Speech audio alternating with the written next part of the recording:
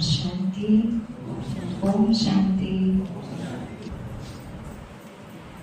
बच्चों की स्माइल कहाँ गई? एग्जाम चल रहे हैं। किस किस के एग्जाम चल रहे हैं? अरे वाह, आधे बच्चों के एग्जाम तो बाकी सबके हो गए।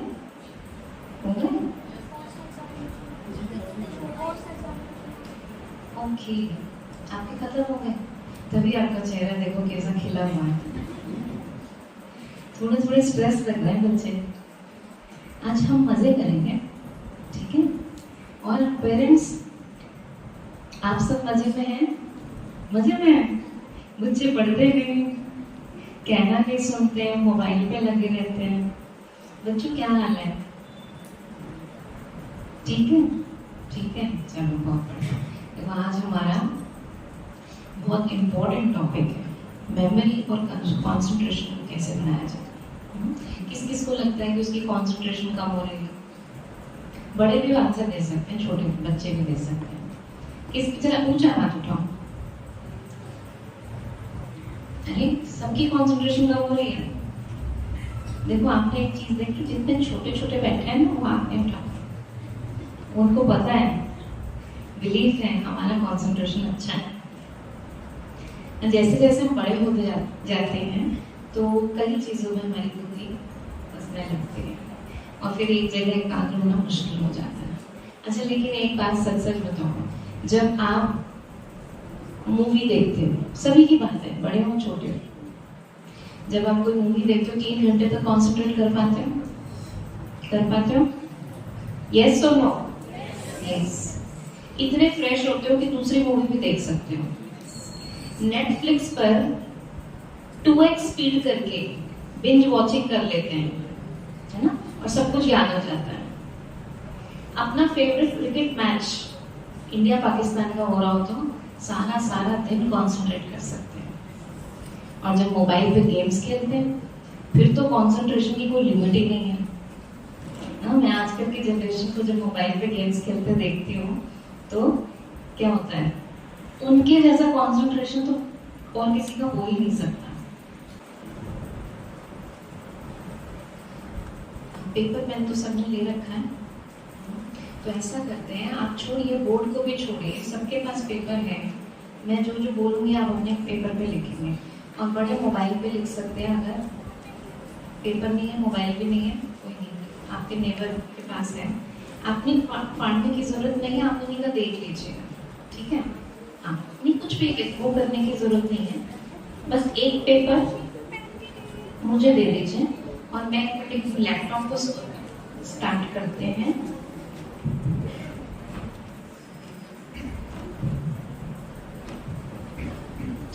आज इस पे बात करेंगे कि 3 घंटे मूवी देखते हुए कॉन्सेंट्रेट बहुत अच्छा है, मोबाइल गेम्स पे कॉन्सेंट्रेशन अच्छा है, क्रिकेट मैच देखते हुए अच्छा है, और पूरा पूरा दिन कर सकते हैं। और पढ़ाई में आधा घंटा नहीं कॉन्सेंट्रेट होता, तो इसका मतलब प्रॉब्लम किस चीज की है? कंसंट्रेशन की प्रॉब्लम है प्रॉब्लम, या किस चीज की है?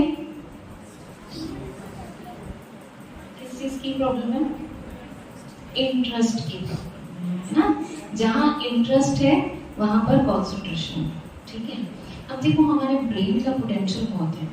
हम में से जो भी बैठे हैं, बड़े हैं छोटे हैं, सबके ब्रेन का इतना पोटेंशियल है कि हमारे ब्रेन में 1 ट्रिलियन सेल्स है।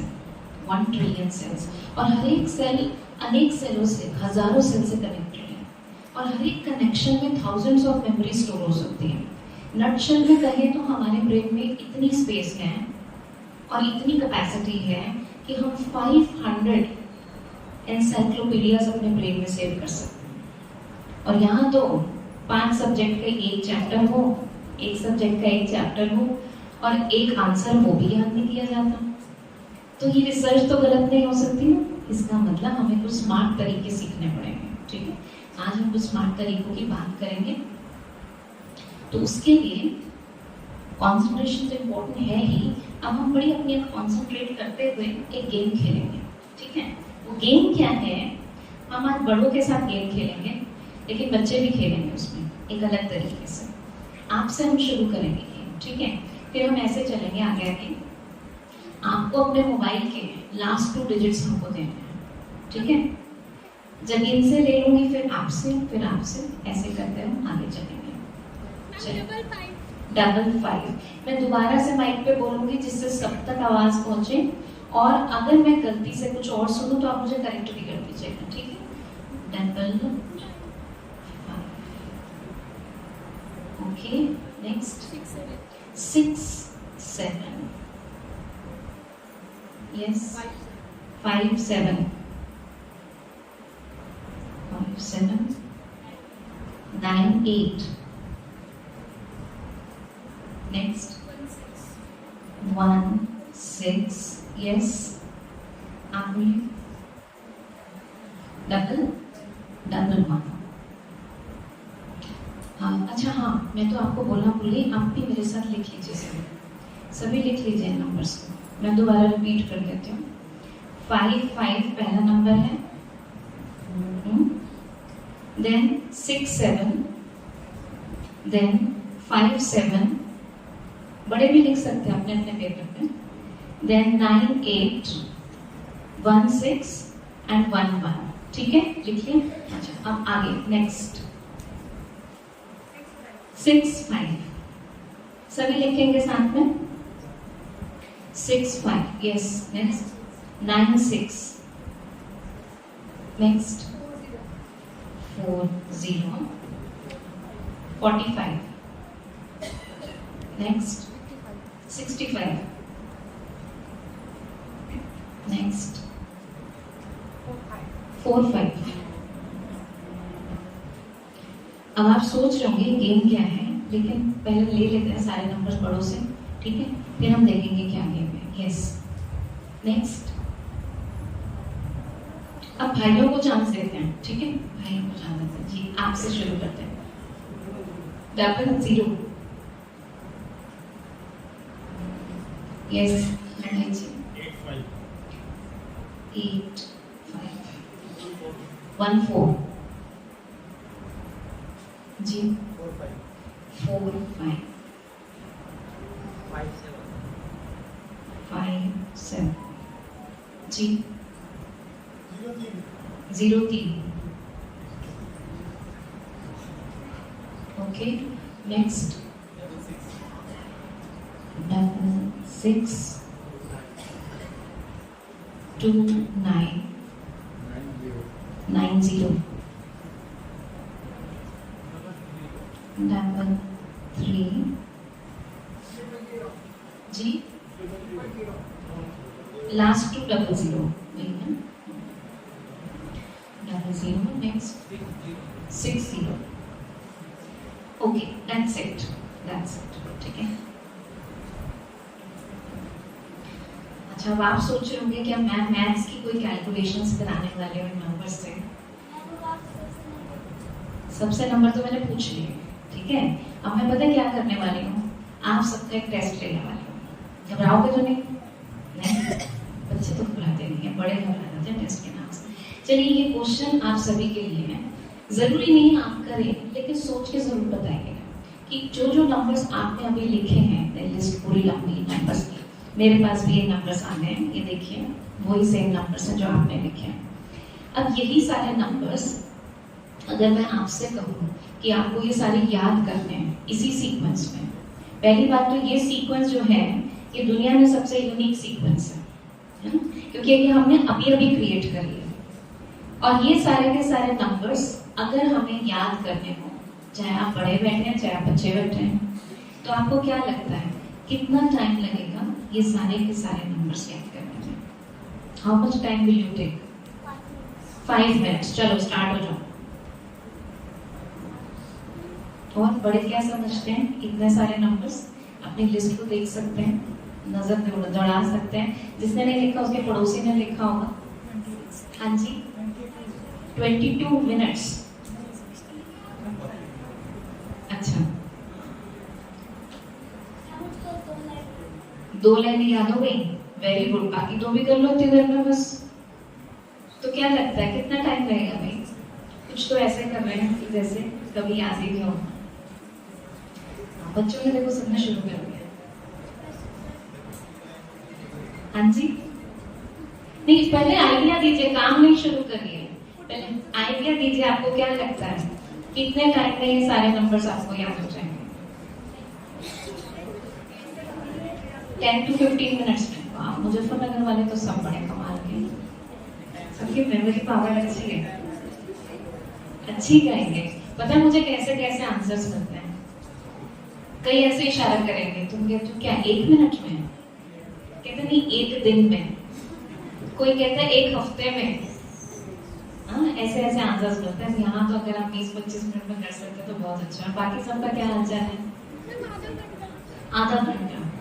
अच्छा, बाकी वो नहीं बोल रहे हैं जो जिनको लगता है कि भाई शायद बहुत मुश्किल काम है, क्योंकि नंबर्स हमने इतने सारे नंबर्स हमने जब भी याद करने की कोशिश करी है, चाहे बच्चों की बात करें, melting point, boiling point, atomic number, atomic mass, history, dates, maths के टेबल्स 20 तक याद करने कितने डिफिकल्ट हैं, कितनी बार आपने रटे फिर भी भूल जाते थे, है ना?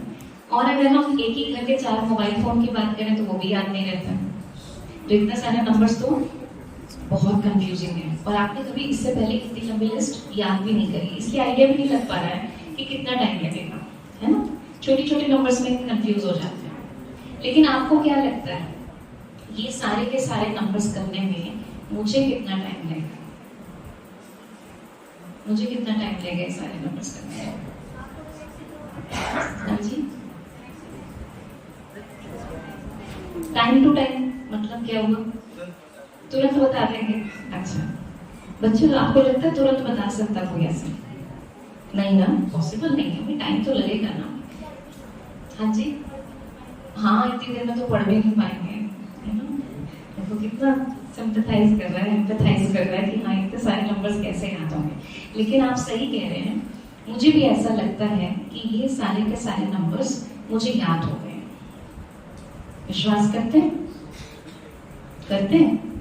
नहीं करते तो क्या करें? विश्वास नहीं करते तो क्या करें? टेस्ट दें आपको? टेस्ट लेना चाहोगे? ठीक है, तो हम कोशिश करेंगे कि इन सारे नंबर्स, क्योंकि आपके पास तो लिखे हुए हैं ये सारे नंबर्स, तो इन सारे नंबर्स को इसी सीक्वेंस में पूरा सुनाने की मैं कोशिश करूंगी, ठीक है? इन केस कुछ गलती हो जाए तो बीच में आप नहीं बताइएगा, जब हम पूरा सुना लें उसके बाद आप बता सकते हैं कि अगर कोई गलती करी तो, ठीक है? अच्छा, तो हम क्या करें, यहाँ पर बैठकर आंखें बंद कर लेते हैं, और ये जो पेपर है इसको हम उल्टा रख देते हैं, जिससे कि कहीं से दिखाई न दे। ओके, चले करें? ओके, एक बार देख लें, बच्चे कहते ना नहीं, एक बार देख लें, ठीक है? ओके, तो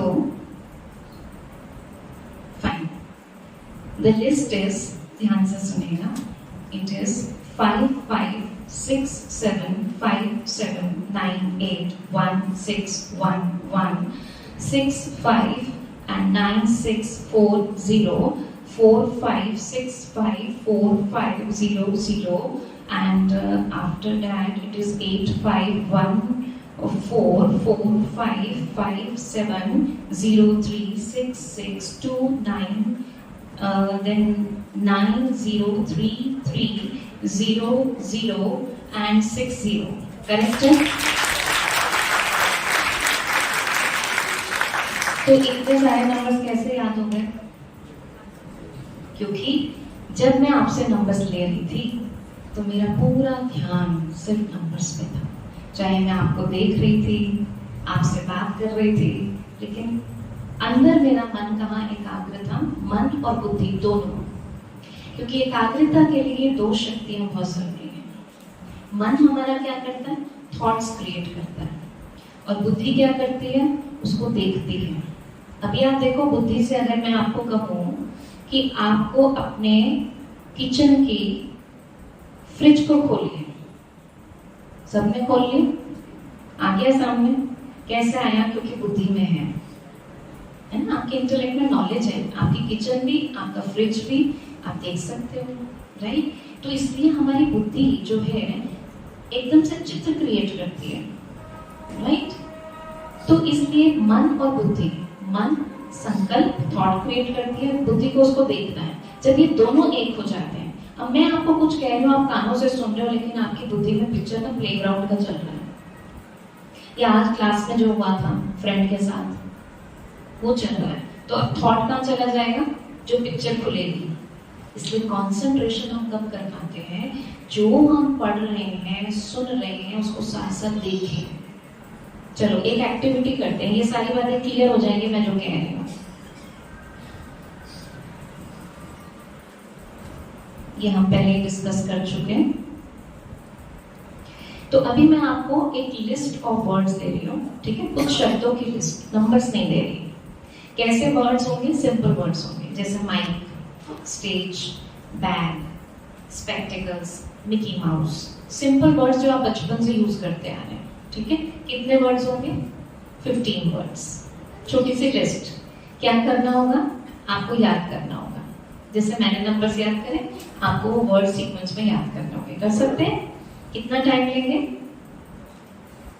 15 सेकेंड्स बहुत है 15 वर्ड्स के लिए। कर सकते हैं आप, तभी मैंने कहा ये चैलेंज करने को। करेंगे? चलिए, तो चैलेंज लेकर देखते हैं। ओके, ये देखो, दैट्स द स्पिरिट। करिए जरा सभी। लेंगे चैलेंज? यस। करिए जरा। यस। आवाज ही नहीं आ रही। यस। चलिए, तो सारा आपका ध्यान स्क्रीन की तरफ, क्योंकि यहाँ लिस्ट दिखाएंगे, लिखिएगा नहीं, 15 सेकेंड्स में लिखने में टाइम चला जाएगा। पूरा ध्यान वहां पर और उसको अपनी बुद्धि में उतारने की कोशिश कीजिएगा। List is Mickey Mouse, red snake, ice cream, refrigerator, Spiderman, tubelight, mirror, frog, heart, Snow White, tyre, books, clouds, blue flag, mango, time up, 15 seconds gone. कितने वर्ड्स आपको 15 वर्ड्स में सीक्वेंस के साथ याद हो गए? वो मैं नहीं पूछ रही। परमात्मा के घर आए, हम आपको स्ट्रेस नहीं देंगे, हम आपको यहाँ पे टेक्नोलॉजी सिखाएंगे। जब कहा मैंने आप 15 सेकेंड्स में कर सकते हैं, इसका मतलब डेफिनेटली कोई टेक्नोलॉजी है ना जिससे आप 15 सेकेंड्स में कर सकते हैं। तो क्यों ना उसको सीखें? सभी रेडी है सीखने के लिए? Yes, good. तो अगले 15 सेकेंड के लिए सभी का ध्यान स्क्रीन पर हो।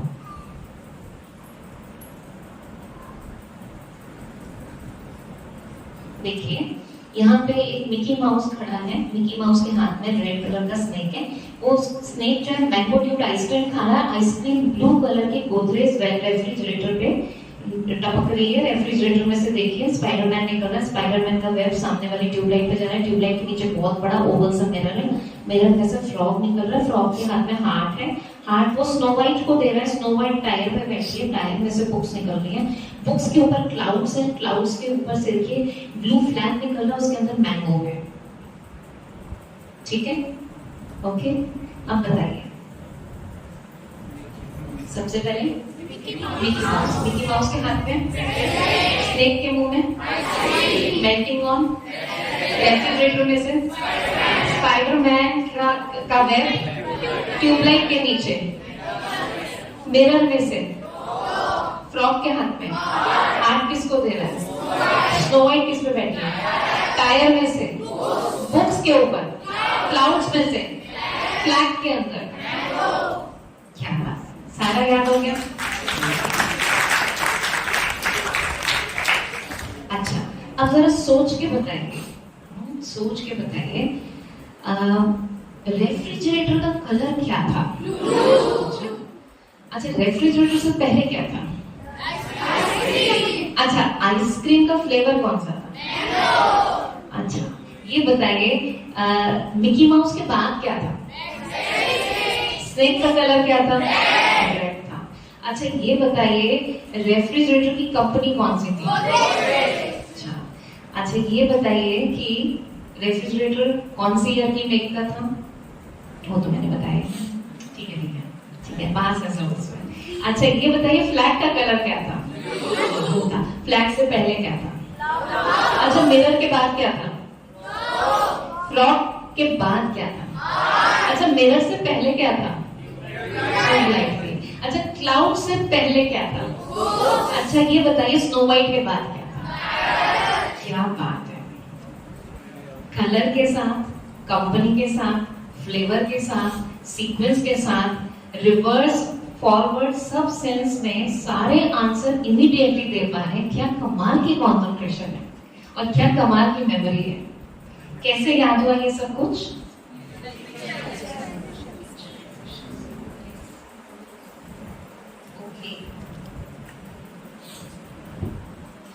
तो ये पिक्चराइजेशन से याद हुआ क्योंकि knowingly unknowingly you were also following the same principles which I were following when memorizing those numbers। जो मैं नंबर्स याद कर रही थी उनको याद करते हुए मैं भी वही लॉज फॉलो कर रही थी। और वो लॉज कौन से हैं उसको हम समराइज कर सकते हैं एक स्मॉल वर्ड जिसको हम कहते हैं air. Where A stands for association। A stands for association। अभी आप देखिए, जैसे मैंने आपसे पूछा कि मिकी माउस के बाद क्या है, अच्छा स्नो वाइट के बाद क्या है, स्नो वाइट से पहले क्या था। तो आप जो भी आंसर दे रहे हो करेक्ट आंसर दे रहे हो, क्योंकि स्नो वाइट जो है आगे से कायर से कनेक्टेड है और पीछे फ्रॉग और हार्ट से कनेक्टेड है, राइट। कोई भी ये नहीं कह रहा आइसक्रीम या रेफ्रिजरेटर या कुछ और नहीं कह रहा, राइट, क्योंकि एसोसिएशन, कनेक्शन। अच्छा, आई stands for imagination. Imagination, imagination. अब आप देखो, जैसे ही मैंने पूछा स्नो वाइट, क्या आपको लिस्ट में जाना पड़ा? नहीं, इमीडिएटली वो पिक्चर आई बीच में से और आपने उस रेफरेंस से मुझे आंसर दिया।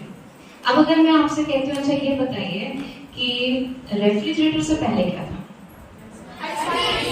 एकदम से पिक्चर आई, वो पिक्चर वहां नहीं है लेकिन यहाँ पर आ चुकी है, हमारी बुद्धि में है, तो हम बार बार बुद्धि में उसको स्कैन करते हैं, फटाफट पिक्चर आती है और हम उसको बता पाते हैं। तो that's the power of I, imagination.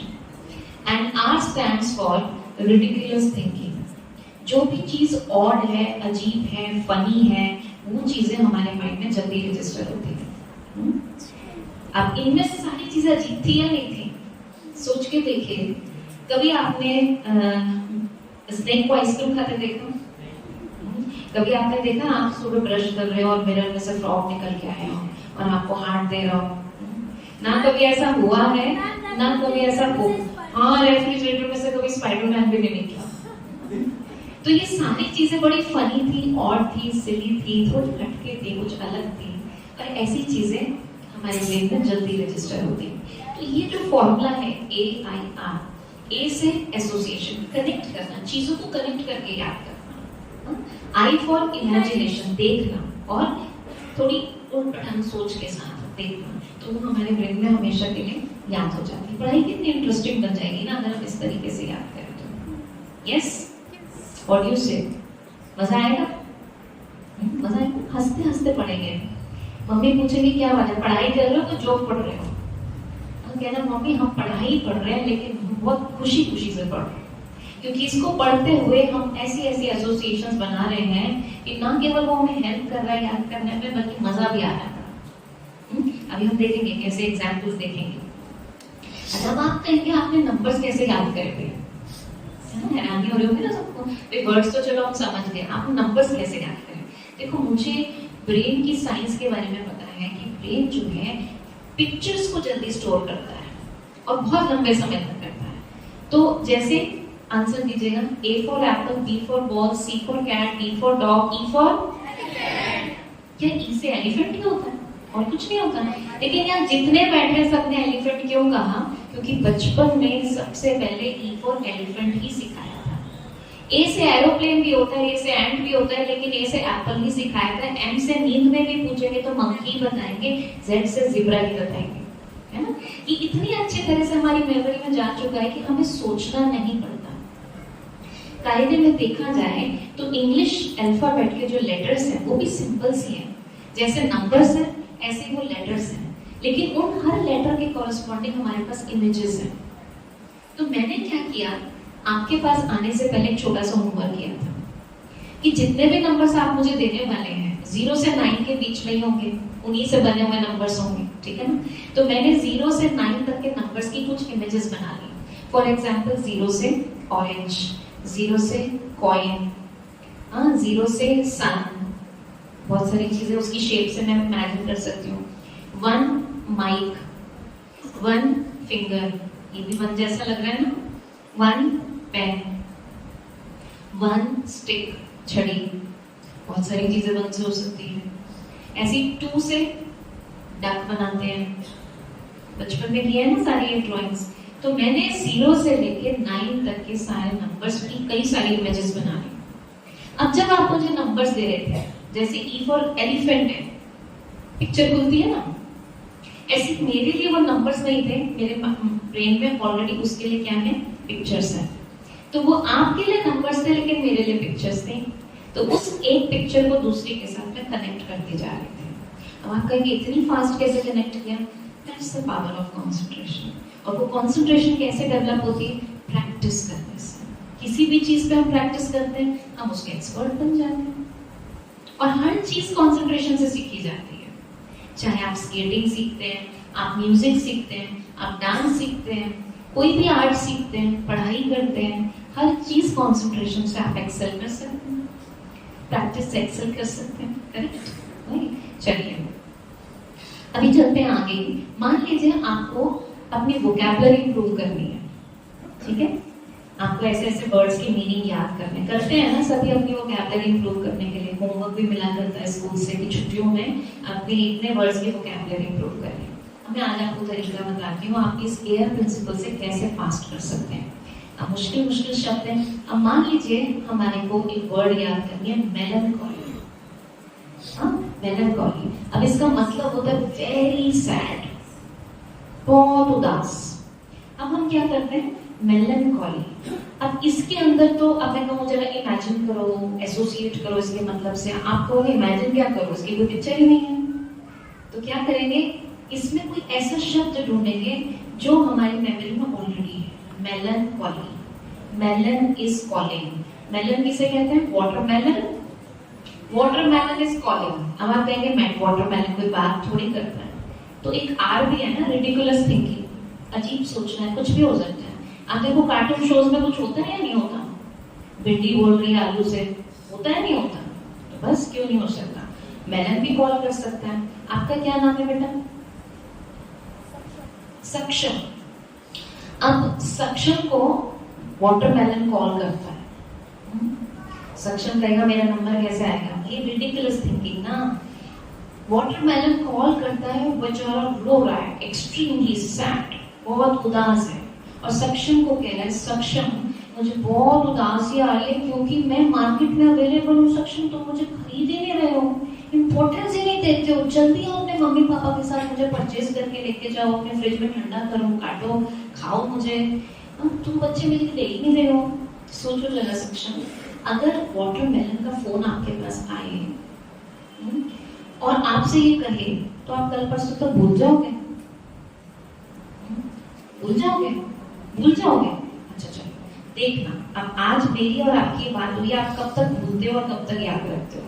आप भूल जाओ भले, मुझे नहीं लगता यहाँ जितने बैठे हैं वो कभी भूलेंगे कि सक्षम के पास फोन आया था वाटरमेलन का।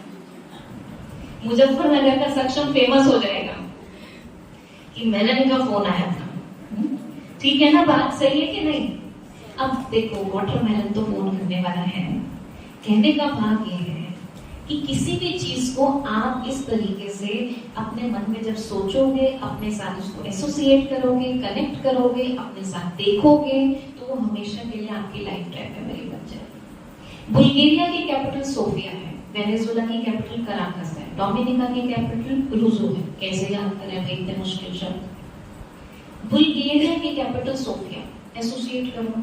कैसे करें? मैं तो कभी गई नहीं बुल्गारिया, मेरे तो सिलेबस में भी नहीं हुए, तो पता भी नहीं ग्लोब में इसकी लोकेशन कहाँ पर है। लेकिन बुल्गारिया बताओ ग्रीस के पास है। अच्छा इसको तो पता है भाई ग्रीस के पास है। अब दूसरा क्वेश्चन, ग्रीस कहाँ पर है?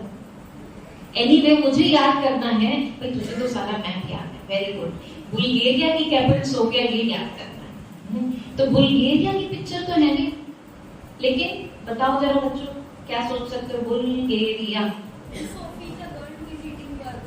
Oh very good. लेकिन बुल्गारिया में आप एक स्टेप आगे निकल गए। जरा बच्चों से पूछने दो, बुल्गारिया, बुल्गारिया कुछ है फेमिलियर सा? Bull area. हाँ, बुल गिर गया। कहाँ गिरा? सोफिया, सोफे पे गिर गया। किसके सोफे पे? क्या नाम है भाई? अर्थ। अर्थ के सोफे पे, जिस सोफे पे रोज वो जाके बैठता है, उस सोफे पे आज बुल गिरा। बस मुजफ्फरनगर तो ना पूरा भारत में क्या दुनिया में फेमस हो जाएगा। मैंने फोन करता है इनको, बुल इनके सोफे पे आके गिर जाता है। बीबीसी न्यूज बन गई है कि अर्थ के घर में सुबह से एक बुल गिरा हुआ है सोफे पे, उठ ही नहीं रहा है, और इंटरव्यू अर्थ का लिया जा रहा है और बीबीसी न्यूज में इनका इंटरव्यू आ रहा है। सोचिए क्या नाम रोशन हो रहा है मुजफ्फरनगर का। अब देखो भाई, बुल तो आगे गिरेगा नहीं, लेकिन अगर तुम सचमुच में बीबीसी न्यूज में आ गए तो कल परसों तक भूल जाओगे? नहीं भूलोगे, कोई भी नहीं भूलेगा। यहाँ पे कहने का मतलब अगेन यही है कि जो चीजें हम याद करना चाहते हैं उसको कनेक्ट करें, एसोसिएट करें, इमेजिन करें किसी ऐसी सोच के साथ जो कि हमारे अंदर घर कर जाए, जो कभी ना भूलें। याद जब भी करें, बुल्गारिया की कैपिटल क्या है? सोफिया ही याद ना आए, चेहरे पे स्माइल भी आ जाए, क्योंकि दिखाई देगा अर्थ का सोफा किसी ने देखा या नहीं देखा, लेकिन आपको इसके सोफे पे बुल गिरा हुआ जरूर नजर आएगा ना, राइट? और वो अगर आपका सोफा हो और आप बीबीसी पे आए हो तो आप जिंदगी भर नहीं भूलेंगे, जनरेशन तक याद रखेंगे, है ना? तो ये हमारा ब्रेन जिन लॉस पे काम करता है, जब हम उन चीजों को यूज करते हुए पढ़ाई करते हैं तो हमारे लिए पढ़ाई भी बड़ी इंटरेस्टिंग बन जाती है। लेकिन आजकल क्या है, बच्चों के पास ना टाइम बहुत कम है ना, बहुत कम। ये तो दिल की बात नहीं है। हाँ जी, देखो ये मम्मी बोली है, बहुत परेशान मम्मी है, मोबाइल देखने का टाइम है। इस बात तो सच्ची कह रही है। देखो टाइम तो वही है, बड़ी पते की बात ये है, जो जीवन में सक्सेसफुल होते हैं, पता नहीं आज कोई मेरे को स्टडी बता रहा था कि पूरे पॉपुलेशन में से 1% लोग हैं जो सक्सेसफुल होते हैं, लेकिन बाकी क्यों नहीं होते? लेकिन मुझे मौका मिला कुछ सक्सेसफुल लोगों के पास मिलने का, जिन्होंने अपने जीवन में बड़ी सफलता, बड़े मुकाम तक पहुंचे, और मैंने उनके जीवन में देखा कि ऐसा तो है नहीं कि उनकी लाइफ में उनका जो दिन है वो 24 घंटे से कुछ ज्यादा है, भगवान ने उनको 1 मिनट भी एक्स्ट्रा दिया, ऐसा तो नहीं है ना। उनके कैलेंडर में 365 डेज से ज्यादा दिन ऐसा है नहीं है, फिर भी वो उतने टाइम में बहुत कुछ कर लेते हैं। अचीव कैसे कर लेते हैं? क्योंकि उनके पास 2 चीजें मैंने कॉमन देखी। एक, वो अपने टाइम को बहुत सफल करते हैं। सफल का मतलब क्या है? फल, उसमें से फ्रूट निकाल लेते हैं, वेस्ट नहीं जाने देते, तब सफलता मिलती है ना? तो जब वो अपने टाइम को सफल करते, वेस्ट नहीं करते। जब मूवी देख रहे हैं तो बड़े मजे से मूवी देखेंगे, फिर और कुछ नहीं। जब पढ़ाई कर रहे हैं तो पढ़ाई ही कर रहे हैं, फिर और कुछ नहीं। जब खाना खा रहे हैं तो सिर्फ बड़े कंसंट्रेशन से खाना ही खा रहे हैं, और कुछ नहीं। जब किसी से बात कर रहे हैं तो बात भी बड़े अच्छे से उन्हीं की तरफ कंसंट्रेट करके कर रहे हैं। ये विशेषता मैंने उनके देखी, जो करते हैं उसको पूरे मन से करते हैं। और दूसरी विशेषता क्या देखी? दे love what they do. They love, फिर चाहे सफलता मिले ना मिले, वो छोड़ते ही नहीं उस चीज को, पीछे लग जाते हैं उसके। और चाहे लेट मिले, सफलता ऐसे लोगों को जरूर मिलती है, जरूर मिलती है। सो टाइम की जो प्रॉब्लम है ना, उसको हमें मैनेज करना पड़ेगा। मैं ऐसा नहीं कहती आप बच्चों को आप मोबाइल नहीं देखो। आज डिजिटलाइजेशन के टाइम पर, एआई के टाइम पर हमें बहुत कुछ सीखना है, लेकिन सबसे पहले तो हम डिजिटल गैजेट्स को यूज करना सीखना है। आप कहेंगे हमें अपने पेरेंट्स से ज्यादा अच्छा यूज करना आता है, कोई भी मॉडल दे दो हम तभी फटाफट समझ जाते हैं इसको कैसे यूज करना है। मैं वो नहीं कह रही, मैं ये कह रही हूँ कि ये जो गैजेट्स हैं ये हमारे लिए बने हैं, जिससे इनको यूज करके हम अपनी लाइफ को बेटर बना सकें, अपने जीवन में फास्ट काम कर सकें। जिस काम के लिए हमारे पेरेंट्स को इतनी दूर लाइब्रेरी में जाके पढ़ना पड़ता था, हम एक क्लिक से उस चीज को पा सकते हैं, राइट? लेकिन एक क्लिक से आप बहुत कुछ पा सकते हैं, और जरूरी नहीं वो सारा का सारा रिक्वायर्ड था। तो हर चीज जब बेनिफिट्स के साथ आती है तो उसके साथ कुछ नुकसान भी साथ लेकर आती है, लेकिन वो तब जब हमें उसे यूज करना नहीं आता। एग्जाम्पल, आज देखो कितने हम आराम से हम बैठे हैं, पंखे चल रहे हैं, लाइट्स चल रही हैं, बाहर अंधेरा होने को है, लेकिन हम कितनी रोशनी में बैठे हैं। लेकिन अब कोई बच्चा उसमें सॉकेट में हाथ देगा, उंगली देगा, करंट तो लगेगा। तो यूज तो करना आना चाहिए ना, इलेक्ट्रिसिटी को भी यूज तो करना आना चाहिए, इलेक्ट्रिक गैजेट्स को यूज करना आना चाहिए। ऐसे ही डिजिटल गैजेट्स जो है, हमसे औरों को शिकायत रहे ये मोबाइल पे रहते हैं, क्यों? मोबाइल हमारे लिए तो बने, लेकिन जब हम इनके लिए बन जाते हैं ना तो पेरेंट्स को शिकायत होती है। समझ रहे हैं ना मैं क्या कह रही हूँ? समझते तो सब है, बच्चे पेरेंट्स से ज्यादा समझदार हैं आज के टाइम के। मैं आपके साथ हूँ, आप ज्यादा समझदार हैं, लेकिन उस समझ को कई बार मालिक बन के हमने डायरेक्शन देनी होती है। ठीक है ना सक्षम? राइट कह रही हूँ ना मैं? मेरे साथ हो ना? मैं आपके साथ हूँ, आप मेरे साथ ही रहना ना। चलो, तो क्या करना है, अब एक छोटी सी और एक्टिविटी करते हैं एक बात समझने के लिए कि हमारा ब्रेन जो है इसके दो पार्ट्स हैं, राइट पार्ट, लेफ्ट पार्ट।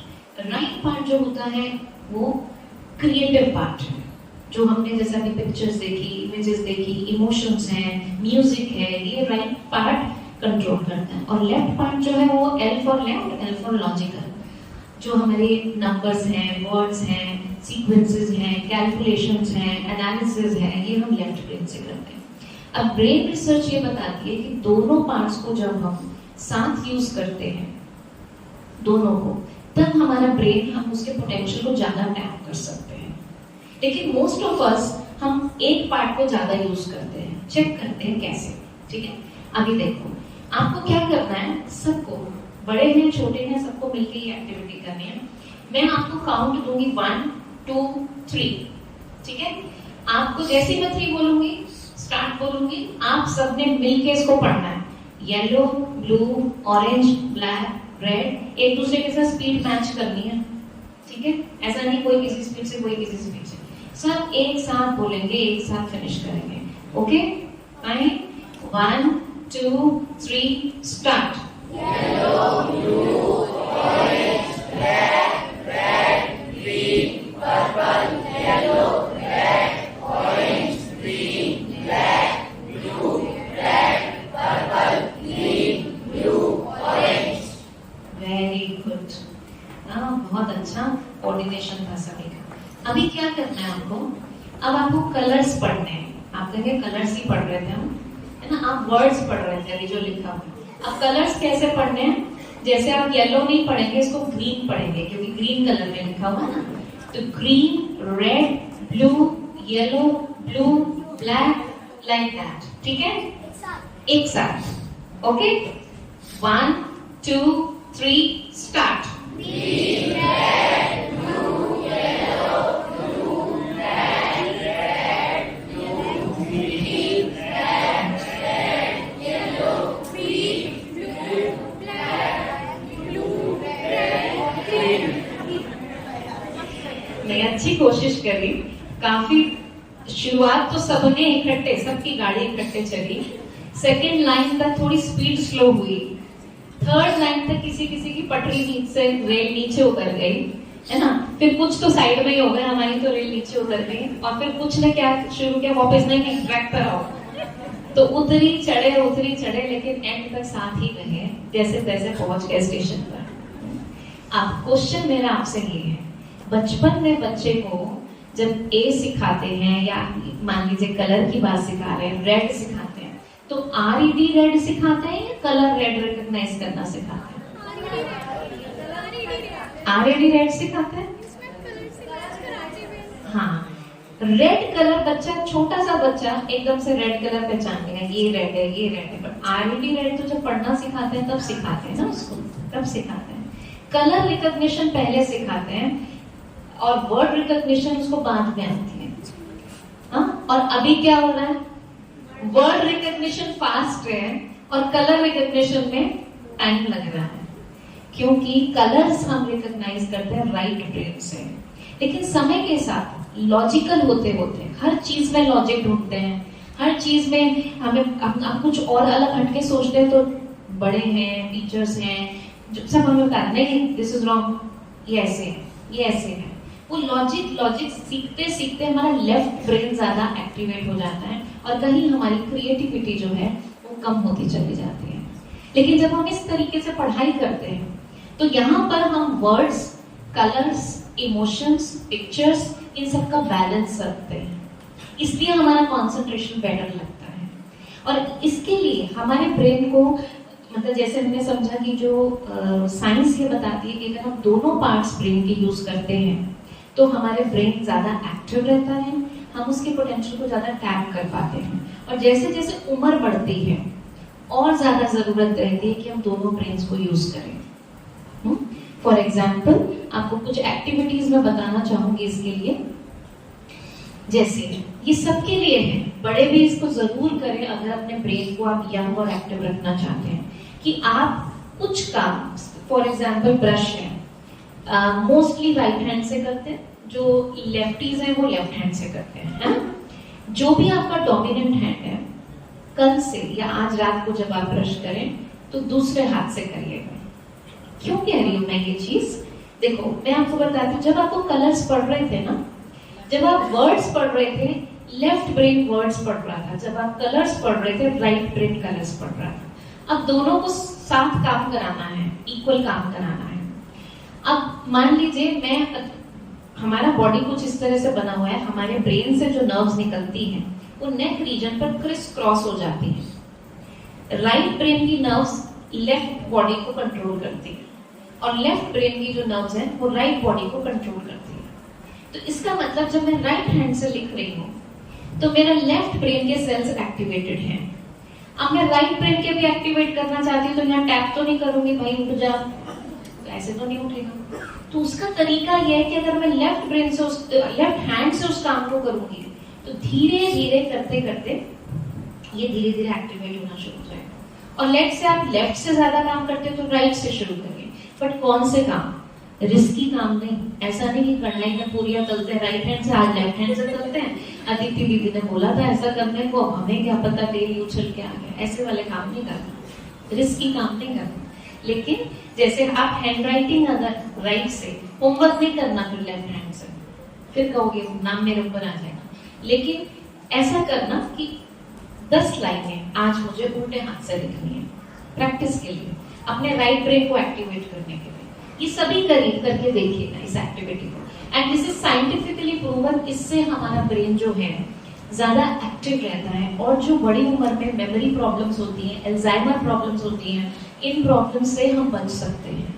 और बचपन से ही बच्चों को ये चीजें करनी चाहिए। तो ऐसी कई एक्टिविटीज हैं। चलिए एक एक्टिविटी कंसंट्रेशन एक्सरसाइज है, उसको मतलब हम ये छोटी छोटी चीजें हैं। मान लीजिए आप रोज दाल बनाते हैं, मैं आपको बहुत सिंपल टूल्स बता रही हूँ क्योंकि बड़े भी बैठे हैं।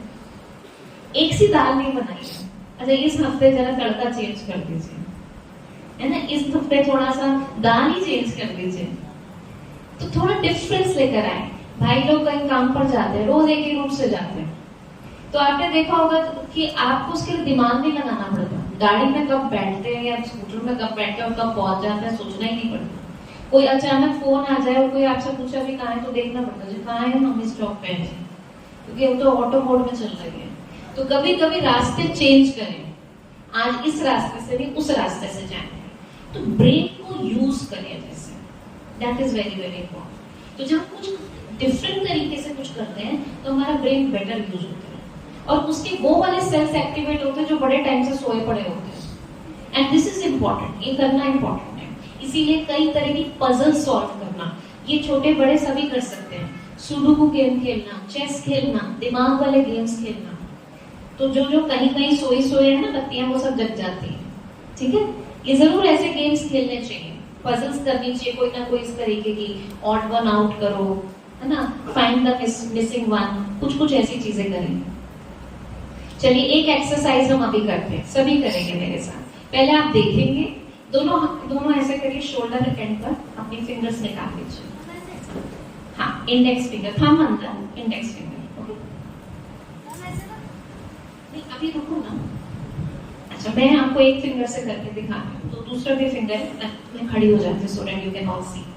अब क्या करना है, इसको थंब अंदर फिंगर बाहर, और जब मैं इन कहूँ ऐसे करेंगे, जब मैं आउट कहूँ ऐसे करेंगे। In out, in out, in out. अब ऑल्टरनेट करेंगे, ये इन तो ये आउट, ऐसे करिए। नहीं देखो, ये आउट ये इन, अब ये अब ऐसा हो ना, हाँ सब हो गया, कैच कर लिया। अच्छा अब फिंगर अंदर करिए, थंब बाहर निकालिए। In out, in out, in out. अब इसको ऑल्टरनेट,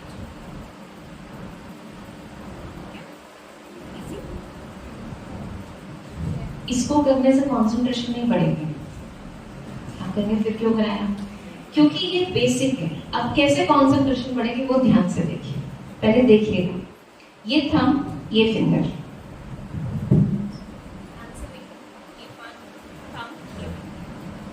ये थंब ये फिंगर,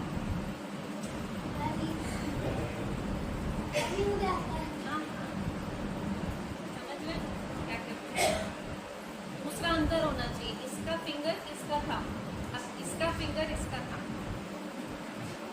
धीरे धीरे देखिए, मैं स्पीड से कर रही हूँ क्योंकि मुझे प्रैक्टिस है ना। आप भी अब भी कर पाएंगे within a minute, but you have to go slow. Slow करेंगे हाथों से, लेकिन पिक्चर माइंड में क्रिएट करेंगे और मन से ऑर्डर करेंगे। ठीक है, अभी मेरे साथ करिए। फोकस मेरी तरफ नहीं करिए, अपने फिंगर्स की तरफ, या अपने मन के जो कमांड मैं दे रही हूँ, मन को उस कमांड को लेंगे। अच्छा अब आप क्या करेंगे, मेरे हाथों को नहीं देखेंगे, ठीक है, अपने आप उसको करने की कोशिश करेंगे अपने हाथों के साथ। लेफ्ट थंब को अभी देखते हुए, लेफ्ट थंब को आगे निकालिए, राइट फिंगर को आगे निकालिए। Left thumb right finger. अब धीरे धीरे दोनों को अंदर करेंगे और राइट थंब को बाहर निकालेंगे, लेफ्ट फिंगर को आगे निकालेंगे। राइट थंब ऊपर, लेफ्ट फिंगर आगे। अब धीरे धीरे दोनों को अंदर करेंगे, लेफ्ट थंब ऊपर, राइट फिंगर आगे। अब धीरे धीरे अंदर करेंगे, फिर लेफ्ट फिंगर, राइट थंब। अब वापस अंदर करेंगे। अब इसको अपने आप से इंस्ट्रक्ट करते रहें, अपने मन से इसको इंस्ट्रक्ट करें, मन में देखें, हाथों से करें, धीरे धीरे, वेरी स्लो स्लो। गुड, काफियों का आने लगा, बच्चों का तो आने लगा। नहीं ठीक से करो, ठीक से करो। जब ये है तो बस ये होल्ड करो उसको। आप वापस, हाँ ठीक है, स्लो एंड स्लो। जितना स्लो करेंगे, whenever you learn something just concentrate on that। बहुत धीरे धीरे उसे मन में, बुद्धि में उतारें। स्पीड हमेशा बाद में। आप देखो साइकिल सिखाते हैं बच्चों को, स्कूटर सिखाते हैं, गाड़ी सिखाते हैं, स्लो चलाना सिखाते हैं। तेज करने में कोई मेहनत नहीं है, तेज तो हो जाता है, लेकिन जो स्लो कर पाता है वो तेज भी कर पाता है। तो ये एक्सरसाइजेज ऐसी हैं जिससे हमारे ब्रेन के दोनों पार्ट्स एक्टिवेट हो रहे हैं। Now factors affecting memory and concentration। Good memory के लिए, है ना, ब्रेन को हेल्दी रखने के लिए क्या जरूरी है? Healthy nourishment. खाना जरा हम अपना जरूर चेक करें। मैं ज्यादा इस पे लेक्चर नहीं दूंगी, घर पे काफी मिलता ही है ना, तो इसलिए मैं नहीं दूंगी। लेकिन खाना अपना टाइम से खाना, हेल्दी खाना खाना, जरा स्विगी से और इधर उधर से कम मंगा के घर का खाना खाना। Exercise is important. रिसर्च ये बता चुकी है कि एक्सरसाइज जो है वो हमारे ब्रेन में मेमोरी पावर को बढ़ाने में बहुत हेल्प करती है। इसलिए ये नहीं सारे टाइम पढ़ते रहो, even in exams, during exams also 2 घंटे पढ़ने के बाद स्ट्रेचिंग एक्सरसाइज करो, थोड़ी जंपिंग करो। ब्रेन में ब्लड सप्लाई जाता है, वो हमें हेल्प करता है मेमोरी इंप्रूव करने में। Sleep very very important, very important. हम सोचते हैं एग्जाम के टाइम में कम सोए, प्रॉपर नींद जरूरी है, और ही जितना हम पढ़ रहे हैं उसको डीप मेमोरी में ले जाने के लिए नींद बहुत इंपॉर्टेंट है ना। ऐसी नींद, नो टेंशन। लेकिन आज हमारी लाइफ कैसी हो गई है, 2-2, 3-3 बजे तक हम अपने गैजेट्स पे लगे रहते हैं। फिर रियलाइज होता है भैया कल स्कूल जाना है, ऑफिस जाना है, और फिर उसके बाद वहां पर हमें एक छोटा खिलौना मिल जाता है, मोबाइल। फिर उस पे गुड मॉर्निंग, गुड नाइट, क्या क्या करना होता है, राइट? क्योंकि उसके बिना तो वो सामने वाले को नींद नहीं आएगी जब तक मेरा मैसेज नहीं पहुंचेगा। आज हम देखते हैं ग्रुप्स के ऊपर, फैमिली ग्रुप्स बने होते हैं, कोई 1:30 बजे हैप्पी बर्थडे लिख रहा है, कोई 2 बजे, कोई 2:30 बजे। मैं जब सुबह उठ के 8 बजे देखती हूँ, लेकिन तो सारी रात यही करते रहते हैं, कोई सोया ही नहीं ग्रुप में। एक होल्ड लगी होती है, सबसे पहले मैंने ही विश करना। Internet has become more important then water. आज सबको मोबाइल की बैटरी डिस्चार्ज नहीं होनी चाहिए, तो हाइपरटेंशन हो जाता है। टू मच ऑफ कंटेंट, बहुत ज्यादा हम कंज्यूम कर रहे हैं, so many choices we have, और वो हमारे को कंफ्यूजन क्रिएट कर रही है। इंफॉर्मेशन बहुत ज्यादा ले रहे हैं। हम कह सकते हैं हम सब कहाँ पर हैं आज? High calorie digital diet. कौन कौन एग्री करता है पहले से? हाई कैलोरी डिजिटल डाइट, समझ रहे हो उसका मतलब क्या है? Digitally we are intaking too much. जब वो कैलोरीज ज्यादा लेते हैं तो शरीर से मोटे हो जाते हैं, और जब ये कैलोरीज ज्यादा लेते हैं तो बुद्धि मोटी हो जाती है। सुना है ना सबने डायलॉग, तुम्हारी मोटी बुद्धि है क्या? कभी ना कभी सुना होगा जरूर। और मोटी बुद्धि का मतलब क्या होता है? जिसमें कुछ समझ में नहीं आता, क्या सही है, क्या गलत है, मुझे क्या करना चाहिए, क्या मेरे लिए राइट है, क्या रॉन्ग है, उसका डिसीजन नहीं ले पाते। और ये क्यों मोटी बुद्धि हो रही है? जो चीज नहीं लेनी चाहिए वो सारी चीजें कंज्यूम कर रहे हैं, उसका सीधा असर हमारे ब्रेन पर पड़ रहा है, हमारी सोच पर पड़ रहा है। लो अटेंशन स्पैन। आज हम सबका लगभग हाल ये हो चुका है कि एक YouTube वीडियो देखने बैठते हैं, 15 सेकंड से ज्यादा नहीं देख पाते, इसीलिए रील्स बनने लगते हैं। वो रील्स भी पूरी नहीं देखते हैं, उसमें भी स्विच नेक्स्ट नेक्स्ट, क्योंकि नेक्स्ट उससे अच्छा लग रहा होता है, वो उससे अच्छा लग रहा होता है। और हम करने क्या बैठे थे और पता नहीं कहाँ फिर हम कहते पता नहीं, मोबाइल बड़ा खराब चीज है। मोबाइल तो अच्छी चीज है, हमें उसके अंदर उसको खराबी से यूज कर रहे हैं। मोबाइल तो बहुत अच्छी चीज है, कुछ खराबी नहीं है उसके अंदर। मल्टीटास्किंग मानिए, सोशल मीडिया पे चैट भी कर रहे हैं, खाना भी खा रहे हैं, होमवर्क भी कर रहे हैं साथ में, और किसी का कॉल आ जाता है वो भी अटेंड कर रहे हैं। मल्टीटास्किंग। और मल्टीटास्किंग करने से आज रिसर्च ये बताती है हमारे ब्रेन की बहुत सारी एनर्जी कंज्यूम हो रही है। आप तभी देख लीजिएगा, क्योंकि बहुत सारी लेडीज भी बैठी हैं, आपके घर में अगर 4 चूल्हे हैं का, वो 4 गैस का चूल्हा है आपका घर में, और चारों पे आप काम कर रहे हो, एक पे दूध उबाल रहे हैं, एक पे छौंक लगा रहे हैं, एक पे फुल्का सिक रहा है, एक पे और कुछ हो रहा है, साथ में कुकिंग चल रही है। अब आपका ध्यान चारों पे है, क्योंकि आप तो 4 गैस है आपके पास, चूल्हे हैं, तो आप उस पे चारों पे यूज करेंगे। लेकिन रोटी बेलते बेलते 2 बार दूध में उबाल तो नहीं आ रहा, छौंक तो नहीं जल रहा, इसमें टमाटर भुना या नहीं भुना, इतनी बार स्विच करते हैं और अल्टीमेटली कुछ ना कुछ, कभी रोटी जलती है, कभी नमक डालना भूलते हैं, कभी दूध उबल जाता है सामने खड़े खड़े, और फिर हम कहते हैं हम बहुत अच्छी मल्टीटास्किंग करते हैं, एक टाइम में 4 काम करते हैं। खाना बनाते बनाते तो मैं फोन पे भी बात कर लेती हूँ, बच्चों को भी पढ़ा देती हूँ। लेकिन एक्चुअल में हम बहुत ज्यादा अपने दिमाग को थका रहे हैं उससे, और इसीलिए आज हम थके हुए हैं सारे। शरीर से नहीं थक रहे हैं, मन से थके हुए हैं। चाहे हम ऑफिस में हैं, चाहे हम स्कूल में हैं, पढ़ाई कर रहे हैं, या हम घर में काम कर रहे हैं। और एक्चुअली हम समझ ये रहे हैं हम काम ज्यादा कर रहे हैं, लेकिन प्रोडक्टिविटी लो होती जा रही है। And we are always distracted, हमेशा डिस्ट्रैक्ट रहते हैं। पढ़ाई कर रहे हैं तो गेम्स याद आ रहे होते हैं, खेल कूद में होते हैं, फ्रेंड्स के साथ होते हैं तो डर लग रहा होता है, पता नहीं पढ़ाई कब करेंगे। दिमाग हमेशा डिस्ट्रैक्टेड रहता है। एंड एक्चुअली इसका इम्पैक्ट हमारे रिश्तों पे आ रहा है, हमारे परिवारों में आ रहा है। एक समय था जब हम आपकी तरह बच्चे थे, 4 घर में एक फोन होता था, 4 घर में एक फोन होता था। पड़ोसियों के फोन भी हमारे घर आया करते थे, कभी कभी हम बुलाने जाते थे, आंटी आपका फोन आया। और आज एक घर में 4 तो कम ही कहूंगी। मैं एयरपोर्ट पे अभी पिछले हफ्ते जा रही थी, तो किसी एक बहन ने, एक प्रोफेशनल वर्क के लिए भी यूज करना पड़ता है कई बार, गॉड, वो अपने बैग से निकालती है 1 mobile, 2 mobile, 3 mobile, 4 mobile, laptop अलग। मैंने कहा ये आपने पूरी फैमिली के मोबाइल इसमें रखे हुए हैं? मैं पूछ लिया, कहती नहीं ये सारे मेरे ही हैं। तो अपने ही 4 मोबाइल हैं कईयों के पास, तो इसलिए रखे हुए हैं इतने, और कैसे मैनेज करते हैं आई डोंट नो, इसीलिए आज ज्यादा थक रहे हैं।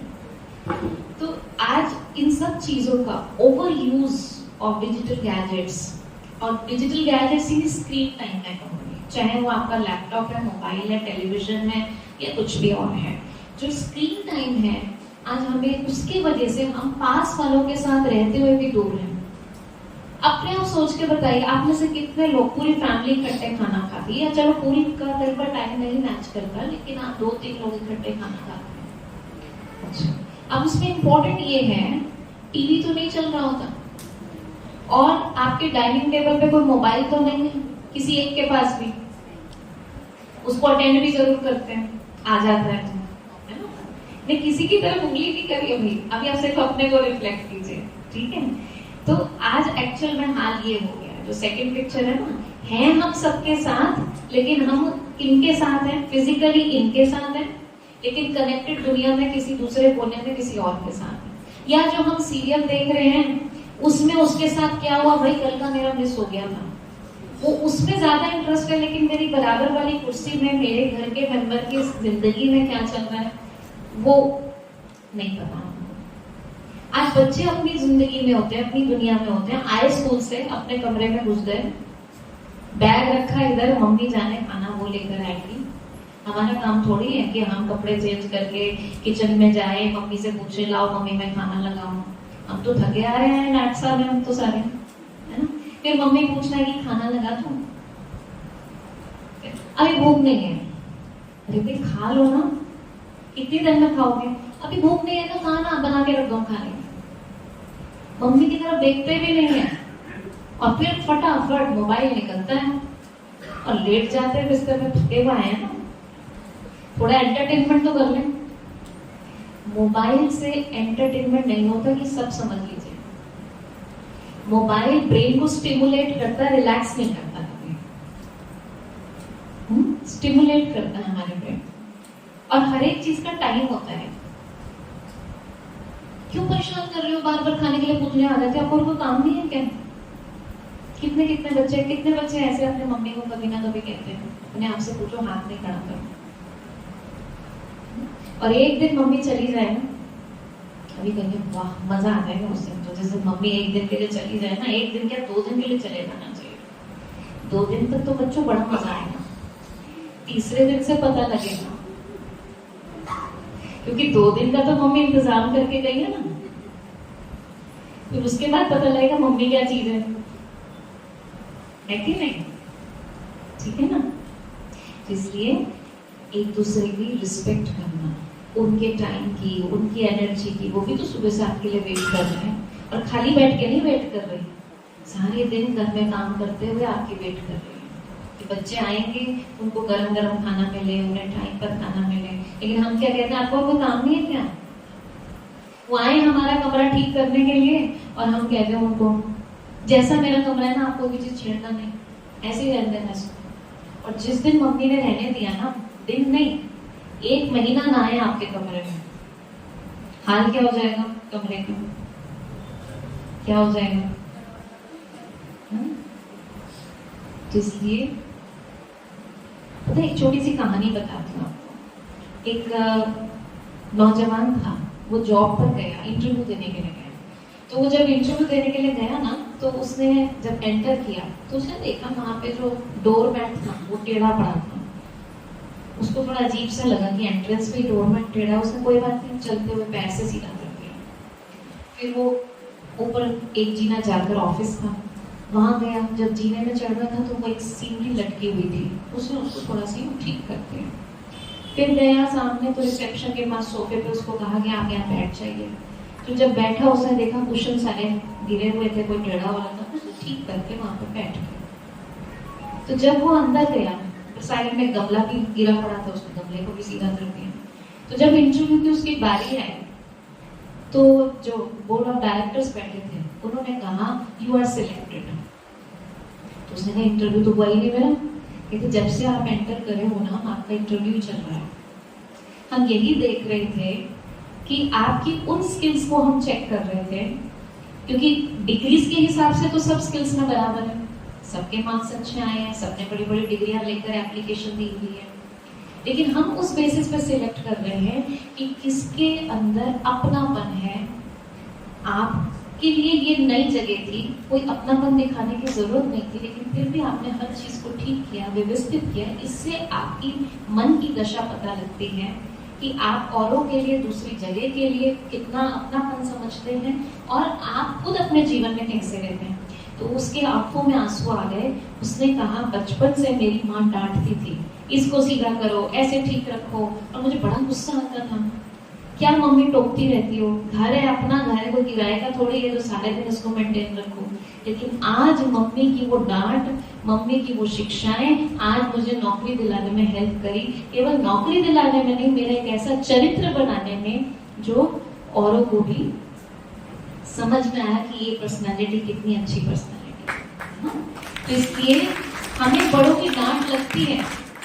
आज मैं आपको अपना एग्जाम्पल बताऊं, हमारी मम्मी हमको बहुत डांटती थी, इतना डांट के काम कराती थी, और मैं उनसे कहती थी आप प्यार से क्यों नहीं बोलती हो।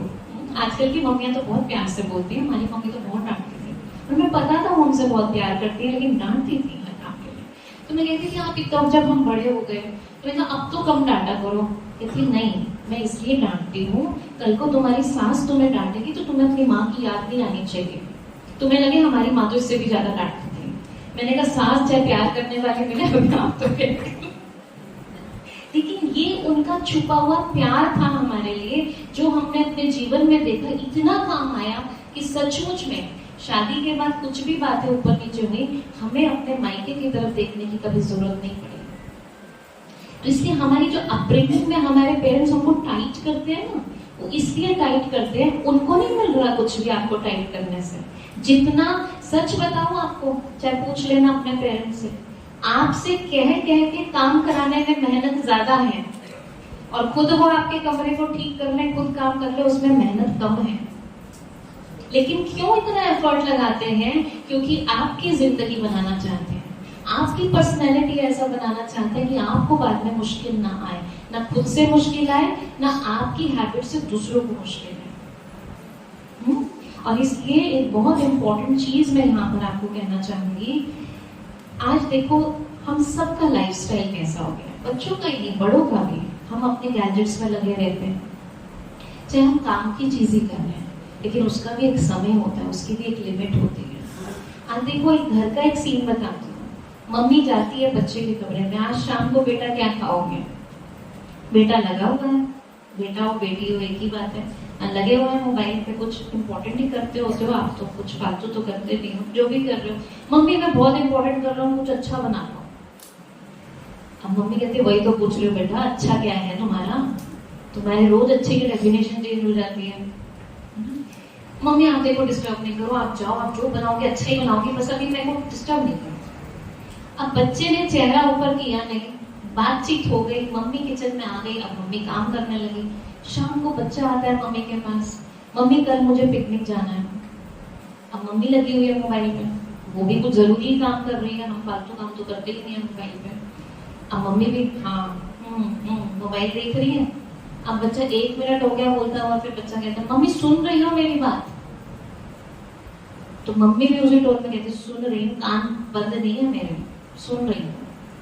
अब बच्चे को क्यों कहना पड़ा ये बात? क्योंकि हमने उसकी तरफ देखा ही नहीं, ध्यान ही नहीं दे रहे हैं, सुन रहे हैं बस, अटेंशन नहीं दे रहे। आज सच बताइए, ये क्वेश्चन सबके लिए, कितने दिन हो गए, कितने महीने हो गए आपको अपने घर वालों से, चाहे छोटे हैं बड़े हैं जो भी है, अपने घर वालों से 5 मिनट आंखों से आंखें मिलाए हुए, जिसमें कोई गैजेट ना हो, सिर्फ आप उनसे आई कांटेक्ट करते हुए बात कर रहे हैं, कितने दिन हो गए? बोल सबसे रहे हैं, कोई हमारी बोलचाल बंद नहीं है, सबके काम हम कर रहे हैं, एक दूसरे के लिए काम कर रहे हैं, सब कुछ हो रहा है, घर ठीक चल रहा है। लेकिन कितने दिन महीने हो गए जहाँ हमने आपस में, चाहे पति पत्नी का रिश्ता है, चाहे बच्चों का पेरेंट का रिश्ता है, ये वाले बच्चे पेरेंट है या हमारे घर के बुजुर्ग हैं, कितना समय हो गया जब हमने उनसे 2 मिनट उनको पूरी अटेंशन देकर उनसे बात करी।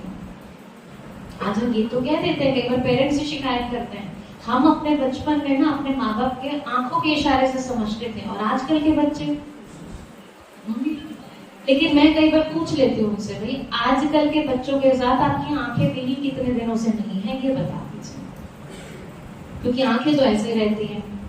या हम काम कर रहे होते हैं, काम करते करते हम बातें करते रहते हैं, जवाब दे देते हैं। इसलिए मैंने जब इस चीज को आज से 4-5 साल पहले रियलाइज किया अपने जीवन में, हाँ बात तो सही है कि हम एक दूसरे को अटेंशन कितना दे रहे हैं। तब मैंने अपना एक रूल बनाया कि मैं कम से कम दिन में से एक बार अपने बच्चों से, अपने घर के बड़ों से 5 मिनट बैठकर बात जरूर करूंगी। बातें हम करते हैं, लेकिन ऐसे बात जहां पे मेरी अटेंशन अनडिवाइडेड है, ना किचन में कुछ है, ना मेरे फोन पे कुछ है, ना किसी और से बात करनी है, सिर्फ इनसे बात करनी है।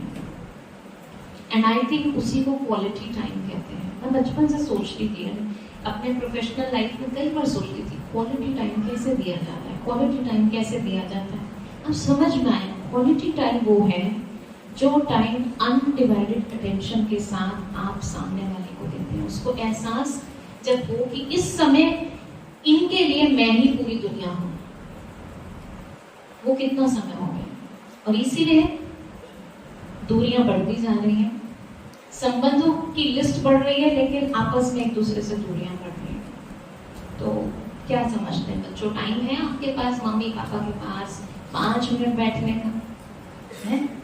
ठीक है, अगर मम्मी पापा के पास टाइम ना हो ना तो कहना, अपॉइंटमेंट ले लेना, भाई आप अपॉइंटमेंट कितने बजे की दे रहे हो, थोड़ी देर हम बैठेंगे, आपको अपने दिन की बात बताएंगे और आप भी अपने दिन की बात बताओ, आपके साथ क्या क्या प्रॉब्लम्स हुई।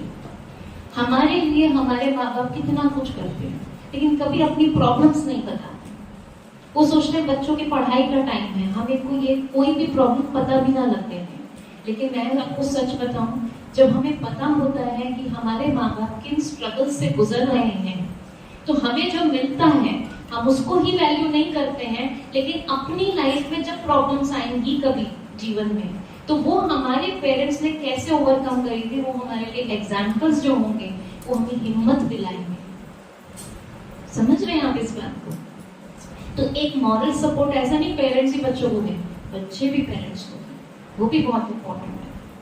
हम आपके साथ हैं और पेरेंट्स भी, चाहे बच्चों के एग्जाम का स्ट्रेस है, कोई कंपटीशन कंपैरिजन नहीं, मेरा बच्चा सबसे अच्छा है, ठीक है, वो अपनी कैपेसिटी से बहुत अच्छा कर रहा है। चलिए मेमोरी की बात करते हैं, तो water is the best tonic, पानी बहुत पीना चाहिए। इमोशनल कंट्रोल भी इम्पोर्टेंट है। आपसे सभी से एक छोटी सी रिक्वेस्ट है कि सभी विजुलाइज करें कि एक 20 फुट का फट्टा है, लकड़ी का फट्टा, वो यहाँ पर मैंने जमीन पर रख दिया, 20 फुट का लंबा फट्टा, और उसकी चौड़ाई जो है वो 2 फीट है।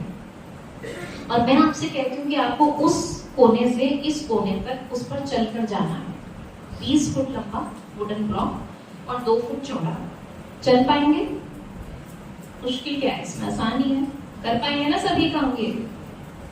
अब अगर मान लीजिए मैं उसी लकड़ी के फट्टे को 2 इतने ऊंचे स्टूल्स पर एंड टू एंड रख देती हूँ और फिर आपसे कहती हूँ वहां से यहाँ तक चलकर आइए, चल पाएंगे? चल लेंगे? मोस्ट ऑफ यू आर बच्चे तो हाँ रेडी हैं, थोड़े बड़े सोच रहे हैं, कोई बात नहीं। अब लेट्स से मैं यही wooden block between 2 20 story buildings end to end, अभी क्वेश्चन पूछा नहीं लेकिन आंसर बहुतों का आ गया नहीं, बट मेरा आपसे क्वेश्चन ये है कि वुडन ब्लॉक वही है, मैं गारंटी लेती हूँ नहीं टूटेगा, नीचे नेट भी लगा देते हैं, आप भी वही हो, करना भी वही है, सिर्फ चलना, ऊपर जाकर उछलना तो है नहीं, है ना, वही करना है। लेकिन जैसे ही मैंने 20th फ्लोर कहा तो क्या विचार आया, कैसे थॉट्स आए?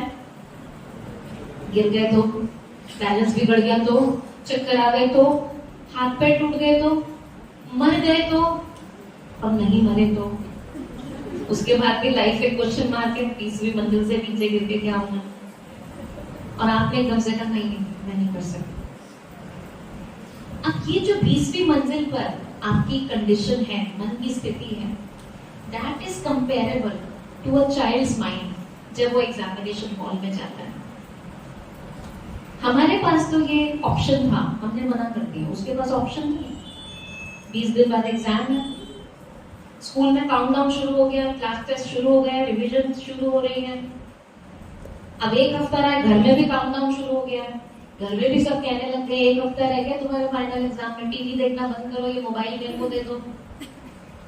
और 2 दिन से तो अब मेरा भी काउंटडाउन शुरू हो गया, पेट में कुछ कुछ हो रहा है, घबराहट हो रही है, रात की नींद नहीं आ रही है, एंजाइटी हो रही है, मम्मी क्या करूं, देखना बुखार तो नहीं हो गया। मम्मी कहते कोई बुखार नहीं हुआ, अभी सेब काट के ला रही हूँ, दूध ला रही हूँ, बादाम ला रही हूँ, खा और पढ़ने बैठ। अब मम्मी को पता नहीं है प्रॉब्लम हार्डवेयर की है ही नहीं, प्रॉब्लम तो सॉफ्टवेयर की है, यहाँ टेंशन हो रही है। और ऊपर से मम्मी क्या कहती है, कहा था ना सारे साल पढ़ाई करो, तब तो मोबाइल लेकर बैठे रहते हो। अब तुम तो गलत तो वो भी नहीं है ना, लेकिन क्या करें। और फिर एग्जामिनेशन हॉल में जाते टाइम पेट में गड़बड़ हो रही है, और वहां जाके क्योंकि उस टाइम जैसे यहाँ हजारों क्वेश्चंस थे ना, मन में हजारों क्वेश्चन होते हैं, डिफिकल्ट पेपर आया तो, छूट गया तो, आउट ऑफ सिलेबस आ गया तो, मैं भूल गया तो, चीटिंग नहीं कर पाया तो, ये भी कई बार डर जाता है ना। यहाँ तो जो बैठने का चीटिंग नहीं करते, कोई भी नहीं करता, आई नो, है ना। तो ये सारे थॉट्स जो हैं ये हमारी मेमोरी का हिस्सा बन जाते हैं, और जब हम एग्जामिनेशन हॉल में जाते हैं, पेपर देखते हैं, हाँ ये तो कल भी किया है, ये तो परसों ही किया है, लेकिन जैसे ही आंसर लिखने बैठते हैं तो स्ट्रेस का बादल जो आ गया था ना, वो आंसर को देखने नहीं देता, आंसर याद नहीं आता। और फिर जब एग्जामिनेशन हॉल से बाहर आते हैं हम ही सबसे पहले आंसर बता रहे होते हैं। किस किस के साथ ऐसा हुआ, याद करके गए एग्जाम में भूल गए और बाहर आके याद आ गया? हुआ है, सबके साथ हुआ, बड़ों के साथ भी हुआ है, बचपन हुआ है। अच्छा तब क्यों नहीं याद आया जब पेपर में लिखना था, बाद में क्यों याद आया?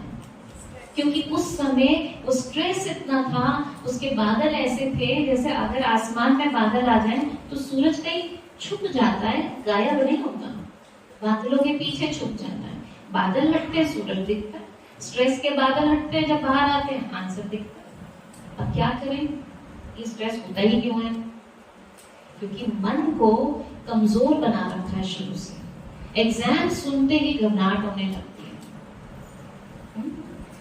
तो इसलिए मन को एम्पावर करना बहुत जरूरी है। अच्छी मेमोरी तो हो गई, लेकिन वो मेमोरी काम नहीं आई अगर मन कमजोर पड़ गया। तो इसके लिए अपनी सेल्फ टॉक को मैनेज करना है। अंदर जैसे ही थॉट आए, no I can not do it, तभी उसको no yes I can do it. ये एग्जाम से जस्ट पहले नहीं करना, ये जब साल शुरू होता है या आज से, अभी से शुरू करना। Yes I can do it, yes I can do it. मैं आपको अनुभव बताऊंगी अपना 2 मिनट में। मैं जब आपके जैसे छोटी बच्ची थी, स्कूल स्टूडेंट थी, पढ़ाई में होशियार थी, लेकिन एग्जाम्स में भी नर्वसनेस होती थी, और पब्लिक स्पीकिंग और स्टेज फोबिया बहुत ज्यादा था। इतना था कि जब प्राइज लेने जाना होता था तो पहली रात नींद नहीं आती थी कि अगले दिन स्टेज पे जाना होगा। और ये बहुत डर अंदर बढ़ता चला गया, जैसे जैसे बड़ी हुई डर बढ़ता चला गया। कॉलेज में गई, किसी के सामने बोल नहीं पाती थी, हालांकि मैंने अपनी स्ट्रीम में टॉप किया, पढ़ाई में अच्छी थी, लेकिन कई प्रकार के डर थे। और आप शादी के बाद भी घर के 2 लोगों के सामने भी अपनी बात नहीं रख पाते थे। लेकिन 15 इयर्स बैक जब मैं यहाँ परमात्मा के घर ब्रह्मा कुमारी में आई, मैं आई तो थी अपनी कॉन्सेंट्रेशन इंप्रूव करने के लिए, लेकिन यहाँ आके जब मुझे बताया गया कि यू हु आर यू, पहला लेसन था, तो मैंने कहा मैं ह्यूमन बीइंग हूँ। तो ह्यूमन बीइंग का क्या मतलब है? तो दीदी ने बड़े अच्छे से समझाया, ह्यूमन और बीइंग, ह्यूमन अर्थात मिट्टी शरीर, बीइंग चैतन्य शक्ति। समझ में आया? फिर उन्होंने कहा कि आपके 2 पिता हैं। मैंने कहा ऐसे कैसे बात कर रहे हैं आप, 2 पिता हैं? तो उन्होंने समझाया इसका पिता वो जिनका नाम फॉर्म पर लिखते हैं, फादर्स नहीं। इसका पिता वो परमात्मा, आत्मा का पिता परमात्मा। कहा ये तो हम बचपन से कहते आए हैं भगवान के बच्चे हैं। तो उन्होंने कहा आप भगवान ने आपको क्रिएट किया है, यू आर वेरी पावरफुल। मैंने कहा ये रॉन्ग है, मैं पावरफुल नहीं हूँ, मैं बहुत डरपोक हूँ। और मेरा क्वेश्चन है, अगर भगवान मुझे आके सामने मिले तो मैं उससे पूछूं कि अगर आपने मुझे बनाया तो मुझे कमजोर क्यों बनाया? मैं आपकी क्रिएशन हूं, मैं मानती हूँ इस बात को, लेकिन आपने मेरे साथ भेदभाव क्यों किया? मैं बचपन से किसी बच्चे को देख के सोचती थी मैं भी ऐसा बोलूं, मैं भी ऐसा करूं, लेकिन मैं कभी हिम्मत नहीं जुटा पाई। तो मेरे अंदर तो ताकत है ही नहीं।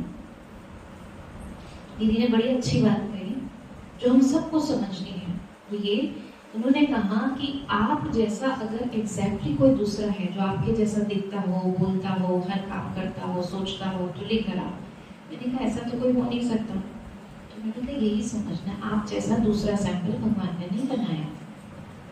जो वो कर सकते हैं वो आप नहीं कर सकते, लेकिन जो आप और जैसा कर सकते हो, आप जैसा भी पूरी दुनिया में कोई नहीं है जो कर सके। You are so special. और उस दिन अपने लिए वो दृष्टिकोण चेंज हुआ।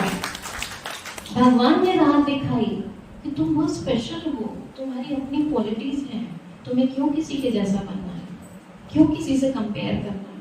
नहीं करना, तुम्हारे जैसा दूसरा है ही नहीं। जो शक्तियां मैंने तुमको दी हैं सिर्फ उस पर मेडिटेट करो। I am a powerful being, I am God's beautiful creation. मैं परमात्मा की बहुत सुंदर रचना हूँ, मेरे अंदर बहुत विशेषताएं हैं। और मैंने मेडिटेट करना शुरू किया। मैं स्टेज पर बोल रही हूँ, सबके बीच में कॉन्फिडेंस के साथ बोल रही हूँ, मैं सबके साथ अपने ओपिनियन शेयर कर रही हूँ। और उस दिन के बाद जो हम ये देख रहे हैं ना स्लाइड, उस दिन तक मैं नो करती रही, मैं नहीं कर सकती, मैं नहीं करूंगी, मैं नहीं जाऊंगी। उस दिन के बाद यस करना शुरू किया, मैं करूंगी। खुद पर विश्वास नहीं एक दिन में आता, खुद तो घबराहट थी, लेकिन उस पर विश्वास आ गया था कि मैं उसकी रचना हूं, उसको मेरी खूबियां पता है, मुझे नहीं पता, वो अपने आप यूज करेगा, मुझे सिर्फ यस करना है। So yes, I can do it. Yes, I can do it. तो हम अपने आप को रोज क्या फीड करते हैं, that is important. एक लास्ट कहानी और सुनाऊंगी कि एक बार एक गांव में एक इंसान था, बुजुर्ग व्यक्ति था, उसके 2 डॉग्स थे, एक व्हाइट डॉग, एक ब्लैक डॉग। तो वो हर सैटरडे उनकी लड़ाई कराता था, फाइट कराता था, डॉग्स फाइट। उसकी डॉग्स फाइट बड़ी फेमस थी दूर दूर तक। और उसको ये कहा जाए, वो जिस पर बोली लगाता था, जिस पर वो कह देता था आज व्हाइट डॉग जीतेगा, उस दिन व्हाइट डॉग जीतता था। जिस दिन वो कहता था ब्लैक डॉग जीतेगा, ब्लैक जीतता था। अब सब सोचते थे कि ये पहले कैसे बता देता है लड़ाई से पहले कि आज कौन जीतेगा, लेकिन वो ये राज किसी को नहीं बताता था। सालों साल ये सिलसिला चला, और जब एक बार उसमें से एक डॉग की डेथ हो गई तो फाइट्स बंद हो गई। तो उससे किसी ने पूछा, भाई आप बताना पड़ेगा आपको राज, आपको कैसे पता लगता था कि इस बार ये जीतेगा, इस बार ये जीतेगा? उसने कहा देखो बड़ा सिंपल है, जिसको मैं सारा हफ्ते खाना खिलाऊंगा वही जीतेगा। मैं एक ही को खिलाता था, उसमें ताकत बढ़ता था, वही जीतता था। तो यहाँ पर भी मन में भी ना 2 है, yes I can do it, no I can't do it. आप किसको फीड करते हो उसी में ताकत भरेगी। अगर आप बार बार कहोगे मैं कितने सालों फीड करते हुए मैं नहीं कर सकती, मैं नहीं कर सकती, मेरे माँ बाप ने मुझे बहुत आगे करने की कोशिश करी, मेरी टीचर्स ने बहुत प्यार दिया, बड़ी अपॉर्चुनिटी थी, बट मैं नहीं कर सकती। तो जो अपने अंदर फीड करती रही उसी को बल देती रही। अब अगर हम अपने अंदर फीड करेंगे, परमात्मा कहते हैं कि तुम मेरी नजर से खुद को देखो। टीचर्स क्या कहती हैं, पेरेंट्स क्या कहते हैं, उनकी नजर से नहीं देखो। वो कहेंगे डफर हो तुम, स्वीकार नहीं करो। मैं भगवान की बहुत अच्छी लक्ष्मी, मेरा कंसंट्रेशन बहुत हाई है, मैं पढ़ाई में बहुत एक्सेल कर रही हूँ, मैं मेरी कम्युनिकेशन स्किल्स बहुत अच्छी है ना। जैसा भगवान ने मुझे बनाया है, देखो क्योंकि उसकी क्रिएशन फ्लॉलेस ही होगी, वो खुद फ्लॉलेस है, तो अपनी क्रिएशन में फ्लॉस तो नहीं डालेगा ना, है ना। इसलिए अपने आप को, अपने सेल्फ बिलीफ को एम्पावर करो मेडिटेशन से। ठीक है, करेंगे मेडिटेशन, भारी तो नहीं हो जाएंगे, बड़ा इंटरेस्टिंग वे बताती हूँ, जो मैं पिछले 15 सालों से मेडिटेशन करती हूँ ना, मैं आपको वो बताती हूँ, जिससे मैंने ये सब कुछ, चाहे बुक्स लिखना था, ट्रेनिंग्स देना था, रिकॉर्ड्स बनाने थे, कॉन्फिडेंस गेन करना था, सब कुछ किया उस मेडिटेशन से। सीखना चाहेंगे? ठीक है। तो सबसे पहले आई एम अ स्पार्कलिंग स्टार। परमात्मा कहते हैं तुम मेरे सदा चमकते सितारे हो। कैसे हो? Ever sparkling star. करिए जरा, आई एम अ स्पार्कलिंग स्टार। अब जो परमात्मा के बच्चे खुद को समझते हैं वो सब करें, बड़े छोटे की बात नहीं है इसमें, सब करें। आई am a sparkling star. Sparkling मतलब क्या होता है? चमकना। चमक कहाँ दिखाई देती है? अगर मैं स्पार्कलिंग स्टार हूँ, मेरी चमक कहाँ दिखाई देगी? चेहरे पर। चेहरे में भी कहाँ दिखाई देगी? आंखों में। आंखों में चमक आई। सच बताऊं बच्चों, जिस दिन से पता लगा मैं भगवान की बहुत स्पेशल ब्यूटीफुल क्रिएशन हूँ, ये चमक गई नहीं उस दिन से। लाइफ में चाहे कितने उतार चढ़ाव आए, कितनी प्रॉब्लम्स आई, लेकिन इस बात पर विश्वास हो गया मैं बहुत स्पेशल हूँ। I am full of specialities. मेरा भाग्य बहुत अच्छा है, बहुत अच्छा है। I am a successful people. तो ये चमक गई नहीं। चाहे फेलियर्स मिले रास्ते में, लेकिन वो फेलियर्स से कुछ सीख लिया, सीख कर आगे बढ़े, तो वो फेलियर्स आज नींव बन गए उस सक्सेस की, है ना? इसलिए वो चमक आंखों में आनी चाहिए। कब आएगी? जब दिल में खुशी होगी। वो खुशी है आपको? आप भगवान की सबसे सुंदर रचना है। खुशी? खुशी है? तो जरा खुशी के साथ कहो ना, I am a sparkling star. मुस्कुराओ ना, सक्षम। तुम तो सक्षम हो ना, भी सक्षम है। अच्छा चलो, आप राइट हैंड से अपने आप को तिलक देंगे, राइट थंब से। I am a successful star. I am a successful star. रोज सुबह देखें परमात्मा आए ऊपर से और मेरे मस्तक पर तिलक लगा दे। विजयी भाव। आई am a successful star. Number 3, I am a powerful star. कहाँ गई पावर गई? आई am a powerful star. I am a powerful star. अपने आप को रोज कहना है, I am a blessing star. करो। कैसे ब्लेसिंग कैसे करेंगे? ब्लेसिंग स्टार बनना मतलब जिसको देखो उसके लिए दिल से दुआ निकले। और पता है दुआ कैसे निकल सकती है? जब हमें इस बात का यकीन हो, मेरे जैसा दूसरा नहीं, ना भाग्य में, ना चेहरे में, ना काबिलियत में। हर एक की अपनी काबिलियत है, हर एक के जीवन में सफलता मिले।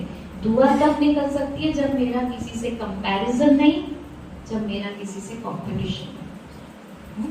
ठीक है? पक्की बात?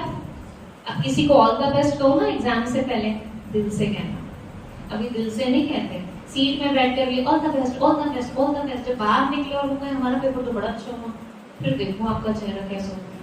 आप ही ने तो ऑल द बेस्ट कहा था उसको, लेकिन ऊपर से कहा था। दिल से कहना, क्योंकि जब दिल से कहते हैं तो वो सफलता की वाइब्रेशंस पहले हमारे लिए काम करती है, फिर सामने जाती है। So I am a blessing star. And number 5, I am a companion star. And who is my companion? कौन किसको बनाएंगे साथी जो एग्जाम में भी सामने ऐसा वाला कंपेनियन होना? God. God is my companion. ठीक है? वो कैसे साथ देंगे? चीटिंग नहीं कराते वो, लेकिन उनको साथ रखेंगे तो मन घबराएगा नहीं। और आपने जो तैयारी करी है वो तो लिख ही पाओगे। जो तैयारी रह भी गई है तो बुद्धि में कुछ स्पार्क आएगा कि अच्छा इसको ऐसे लिखना चाहिए, ऐसे लिखते हैं। काम करेगी बुद्धि, मदद मिलेगी, आइडियाज मिलेंगे। तो इसलिए पढ़ते टाइम भी परमात्मा को साथ रखें, एग्जाम देते टाइम भी, जाते टाइम भी, हर टाइम उसको साथ रखेंगे तो पावरफुल है। चलिए अभी जरा मेमोरी बढ़ाइए, मेमोरी क्लास कर रहे हैं। आई एम अ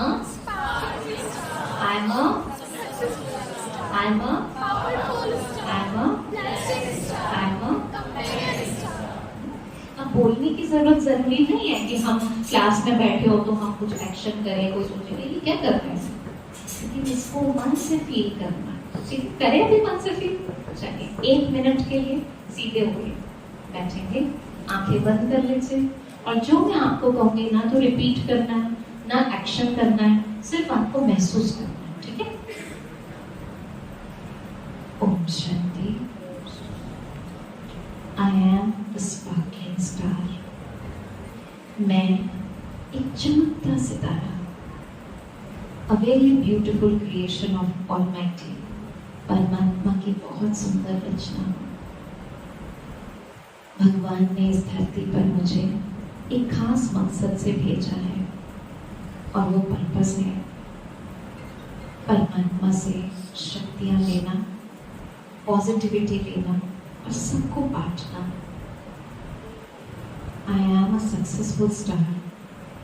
सफलता मेरा जन्मसिद्ध अधिकार है। सफलता की ओर जाते हुए कुछ फेलियर्स भी मिल जाते हैं, तो मैं उनसे भी कुछ सीख लेती हूँ और उनको भी सफलता की सीढ़ी बना देती हूँ। हारना तो मेरी डिक्शनरी में ही नहीं है। मैं जीतती हूँ या सीखती हूँ। आई एम अ पावरफुल स्टार। भगवान की शक्तियाँ मेरे साथ हैं।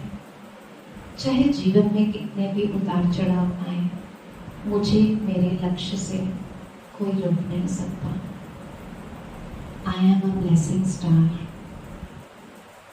कोई फर्क नहीं पड़ता सामने वाला मेरे लिए क्या सोचता है, वो मुझे क्या देता है। वो देता है जो उसके पास है, मैं वो देती हूँ जो मेरे पास है। दुआएं ले रहे हैं और सबको दुआएं दे रहे हैं। I am a companion star. ईश्वर अपने साथ है, तो डरने की क्या बात है। चाहे स्कूल का एग्जाम हो या लाइफ का एग्जाम हो, भगवान मेरा साथी है और उसकी सर्वशक्तियाँ सदा मुझे सफलता की सीढ़ियाँ चढ़ा रही है। Thank you God for empowering me, enlightening me, showing me the path. Om Shanti. तो जब हमारी हर सुबह इतनी एम्पावर्ड होगी, इतने पॉजिटिव थॉट्स होंगे, तो नेगेटिविटी के बादल आने, ठीक है ना? सुबह उठते ये करना है, और दिन में भी कितनी बार भी, जरूरी नहीं 5 चीजें करनी है। I am a powerful being, बस मन में एक बार सोचे, you can access that power, ठीक है? ओके। और आपको सोते टाइम भी चेक भी करना, हम सारे दिन ऐसे रहे, कोई बात हो कमजोरी की, उसको डिलीट कर देना, निकाल देना, और अपने अंदर ये भर कर परमात्मा की गोदी में जैसे हम सो रहे हैं छोटे बच्चे बनकर, ऐसे सो जाना। आप देखना, ये सचमुच में मेरे खुद के जीवन का एक्सपीरियंस है। जीवन के हर फील्ड में सफलता मिलती है। And please give attention to your relationships also. सिर्फ पढ़ाई की बात नहीं है, लेकिन उसके साथ दुआएं भी जमा करनी है। और 2 लोगों की दुआएं फ्री में मिलती हैं, एक टीचर्स और एक पेरेंट्स, ठीक है? इनकी दुआएं फ्री में मिलती हैं, लेकिन एक लिमिट तक। अगर हम इनको दुखी करना शुरू कर दें, टीचर्स को भी या पेरेंट्स को, है ना, तो रिवर्स भी कभी कभी हो जाता है। तो वो उनसे नहीं मिलती, वो हम अपने लिए क्रिएट कर लेते। इसलिए हमेशा दुआएं लेनी है। वो दुआएं हमें इतनी ऊंचाइयों तक लेकर जाती हैं कि हम अंदाजा भी नहीं लगा सकते, हमें पता भी नहीं लगेगा कि हम इतने लायक कब बन गए। इसलिए ऑलवेज रिस्पेक्ट योर पेरेंट्स। वो 2 बात कह भी दें, कोई बात, आपकी भलाई के लिए कह रहे, चाहे थोड़ा डांट के कह रहे हैं, लेकिन उनकी इंटेंशन हमेशा आपको जीवन में ऊंचा करने की है, ये कभी नहीं छोड़ना। और same hold for teachers also. अपने स्कूल में टीचर्स की बहुत रिस्पेक्ट करना, ठीक है? Thank you. ओम शांति।